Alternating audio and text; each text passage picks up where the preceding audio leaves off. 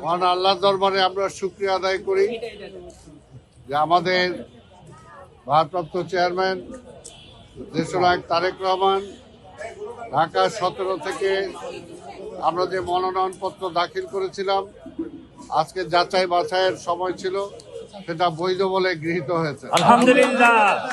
আমরা ঠিক একইভাবে আশা করি ইনশাআল্লাহ ঢাকা 17 জনগণ আগামী 12ই ফেব্রুয়ারি যে নির্বাচন, সেই নির্বাচনে বিপুল ভোটে আমাদের নেতা দেশনায়ক তারেক রহমানকে তারা বিপুল ভোটে নির্বাচিত করবে এবং আগামী নির্বাচনের পরে তিনি এই দেশের প্রধানমন্ত্রী হিসেবে দায়িত্ব নিয়ে ইনশাআল্লাহ বাংলাদেশের গণতন্ত্র আবার ফিরিয়ে আনবেন ইনশাআল্লাহ। আজকের শুধু এটাই বলতে চাই, বাংলাদেশের যখনই সংকটে পড়েছে তখনই জিয়া পরিবার সামনে এসেছে, তখনই বিএনপির সামনে এসেছে এবং প্রত্যেকটি সংকটের দায়িত্ব পালন করে উত্তরণ ঘটিয়েছে।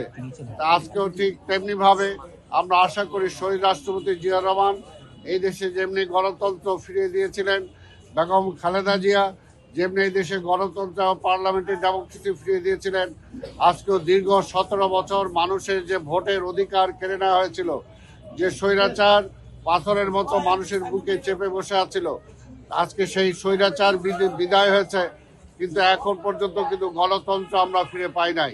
তাই আগামী নির্বাচনের মধ্য দিয়ে জনগণের ম্যান্ডেট নিয়ে ইনশাআল্লাহ বাংলাদেশ আবার একটি গণতান্ত্রিক রাষ্ট্র হিসাবে সারা বিশ্বের মুখে মাথা তুলে দাঁড়াবে এবং বাংলাদেশে আজকে যত সমস্যা আছে, অর্থনৈতিক সমস্যা সহ আজকে বিভিন্ন যে সমস্যা, সেই সমস্যাগুলোর সমাধান কল্পে ইনশাআল্লাহ তারেক রহমানের নেতৃত্বে আগামী সরকার সেটাকে সুযোগ্যভাবে সেই দায়িত্ব পালন করবে।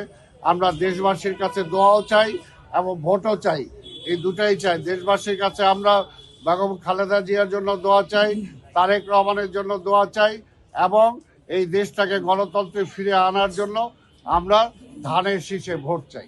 ধন্যবাদ আপনাদের।